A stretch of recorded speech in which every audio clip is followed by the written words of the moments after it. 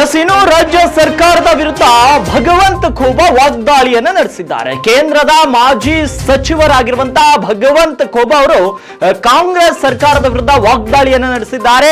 ಕಾಂಗ್ರೆಸ್ ಸರ್ಕಾರದಲ್ಲಿ ಎಲ್ಲಾ ಇಲಾಖೆಗಳಲ್ಲಿ ಭ್ರಷ್ಟಾಚಾರ ನಡೀತಾ ಇದೆ. ಕಾಂಗ್ರೆಸ್ನ ಹಿರಿಯ ಶಾಸಕರೇ ಭ್ರಷ್ಟಾಚಾರದ ಆರೋಪವನ್ನ ಹೊರಹಾಕಿದ್ದಾರೆ. ಶಾಸಕರ ಪತ್ರಗಳಿಗೆ ಮನ್ನಣೆ ಸಿಗ್ತಿಲ್ಲ ಅಂತ ನಮ್ಮ ಪತ್ರಗಳನ್ನ ತೆಗೆದುಕೊಂಡು ಕೆಲವರು ಕೆಲಸ ಮಾಡಿಕೊಂಡಿದ್ದಾರೆ. ಬಡವರ ಖಾತೆಗಳಿಗೆ ಹಣ ಖಟಾಖಟ್ ಜಮಾ ಆಗುತ್ತೆ ಅಂತ ರಾಹುಲ್ ಗಾಂಧಿ, ಸಿದ್ದರಾಮಯ್ಯ ಈ ಹಿಂದೆ ಹೇಳಿದ್ರು. ಆದ್ರೆ ಇವತ್ತು ರಾಜ್ಯದಲ್ಲಿ ಖಟಾಖಟ್ ಭ್ರಷ್ಟಾಚಾರ ನಡೆಯುತ್ತಿದೆ. ಮುಂಬರುವ ದಿನಗಳಲ್ಲಿ ಕರ್ನಾಟಕದ ಜನತೆ ಕಾಂಗ್ರೆಸ್ಗೆ ಪಾಠವನ್ನ ಕಲಿಸ್ತಾರೆ. ಕಾಂಗ್ರೆಸ್ ನಿರ್ನಾಮ ಮಾಡುವ ಹಂತಕ್ಕೆ ನಾವೆಲ್ಲ ಕೊಂಡೊಯ್ಯೋಣ. ಕಾಂಗ್ರೆಸ್ನವರು ಪೇ ಸಿಎಂ ಮೂಲಕ ಚುನಾವಣೆಯಲ್ಲಿ ದಾರಿ ತಪ್ಪಿಸಿದ್ರು. ಬಡವರಿಗೆ, ದೀನ ದಲಿತರ ದಾರಿಯನ್ನ ತಪ್ಪಿಸಿ ಕಾಂಗ್ರೆಸ್ನವರು ಅಧಿಕಾರಕ್ಕೆ ಬಂದಿದ್ದಾರೆ. 2 ವರ್ಷದಲ್ಲಿ ರಾಜ್ಯದ ಎಲ್ಲಾ ಇಲಾಖೆಗಳಲ್ಲಿ ಕೂಡ ಭ್ರಷ್ಟಾಚಾರ ತಾಂಡವವಾಡ್ತಾ ಇದೆ. ಸಿಎಂ ಸಿದ್ದರಾಮಯ್ಯ ಪೇ ಸಿಎಂ ಆಗಿದ್ದಾರೆ ಅಂತ ಮಾಜಿ ಕೇಂದ್ರ ಸಚಿವ ಭಗವಂತ ಖೂಬ ಅವರು ಇವತ್ತು ಬೀದರ್ನಲ್ಲಿ ರಾಜ್ಯ ಸರ್ಕಾರದ ವಿರುದ್ಧ ವಾಗ್ದಾಳಿಯನ್ನ ನಡೆಸಿರುವಂತದ್ದು. ಕರ್ನಾಟಕದಲ್ಲಿ ಕಳೆದ 2 ವರ್ಷಗಳಿಂದ ಸಿದ್ದರಾಮಯ್ಯನವರ ನೇತೃತ್ವದ ಕಾಂಗ್ರೆಸ್ ಸರ್ಕಾರದಲ್ಲಿ ದಿನನಿತ್ಯ ಎದ್ದು ಒಂದಿಲ್ಲ ಒಂದು ರೀತಿಯ ಭ್ರಷ್ಟಾಚಾರ ಎಲ್ಲ ಇಲಾಖೆಗಳಲ್ಲಿ ಇವತ್ತು ತಾಂಡವಾಡ್ತಾ ಇದೆ. ಒಂದು ಉದಾಹರಣೆ, ಅವರೇ ಪಕ್ಷದ ಹಿರಿಯ ಶಾಸಕರಾದಂಥ BR ಪಾಟೀಲ್ ಅವರು ವಸತಿ ಇಲಾಖೆಯಲ್ಲಿ ನಮ್ಮ ಶಾಸಕರ ಪತ್ರಗಳಿಗೆ ಮನ್ನಣೆ ಸಿಗಲಾರ್ದೇ ಮನೆಗಳ ಮಂಜೂರಾತಿ ಆಗೋದಿಲ್ಲ.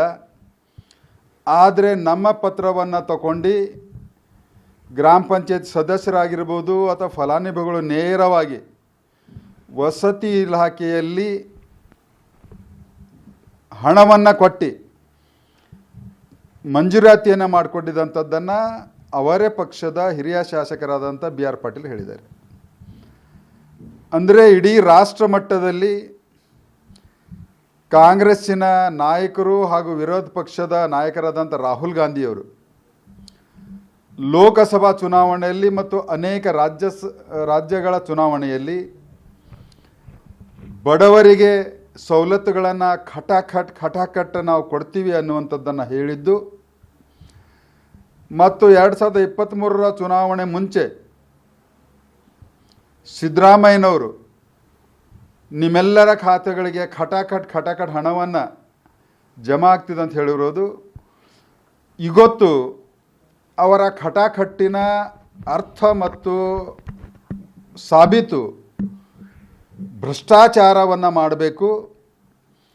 ಖಟಾಖಟ್ ಭ್ರಷ್ಟಾಚಾರವನ್ನು ಮಾಡಿ ಬಡವರನ್ನು, ದೀನರನ್ನು, ದಲಿತರನ್ನು, ರೈತರನ್ನು ಕರ್ನಾಟಕಕ್ಕೆ ದಿವಾಳಿ ಮಾಡಿದ್ದಾರೆ. ಈಗಾಗಲೇ ಮತ್ತಷ್ಟು ಬಡವರ ಜೀವನ ದುಸ್ಥಿತಿಗೆ ತಳ್ಳುವಂಥ ಪರಿಸ್ಥಿತಿಯನ್ನು ಇವತ್ತು ಕಾಂಗ್ರೆಸ್ನವರು ತಂದಿದ್ದಾರೆ. ಹೀಗಾಗಿ ಇಂತಹ ಕಾಂಗ್ರೆಸ್ ಖಂಡನೀಯ.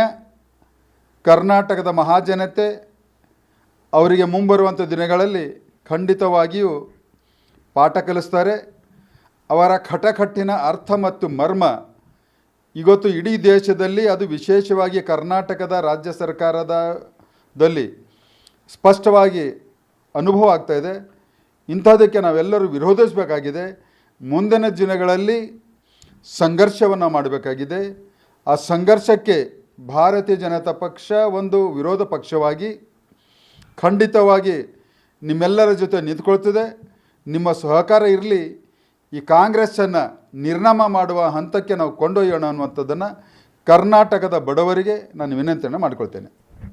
ಪೇ ಸಿಎಂ ಕಾಂಗ್ರೆಸ್ಸಿನ ಒಂದು ಚುನಾವಣೆಯ ಕುತಂತ್ರ, ಆಧಾರರಹಿತ, ಬಡವರಿಗೆ, ದೀನದಲಿತರಿಗೆ ಮತ್ತು ಮತದಾರರ ಬಂಧುಗಳಿಗೆ ದಾರಿ ತಪ್ಪಿಸುವಂಥದ್ದನ್ನು ಮಾಡಿ ಅಧಿಕಾರಕ್ಕೆ ಬಂದಿದ್ದಾರೆ.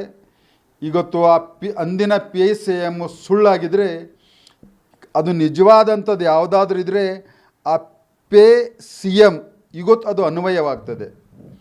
ಹೀಗಾಗಿ ಮುಖ್ಯಮಂತ್ರಿ ಸಿದ್ದರಾಮಯ್ಯನವರೇ ಇವತ್ತು ನಿಮ್ಮ 2 ವರ್ಷದಲ್ಲಿ ನಿಜವಾದಂಥ ಪೇ CM ಅಂದರೆ ಬಡವರ ಸುಲಿಗೆ, ಎಲ್ಲ ಇಲಾಖೆಗಳಲ್ಲಿ ಭ್ರಷ್ಟಾಚಾರ ತಾಂಡವಾಡ್ತಾ ಇದೆ. ನಿಜವಾದಂಥದ್ದು ಯಾವುದಾದ್ರೂ ಪೇ ಸಿ ಎಮ್ ಇದೆ ಅಂದರೆ ಸಿದ್ದರಾಮಯ್ಯನವರಿದ್ದಾರೆ.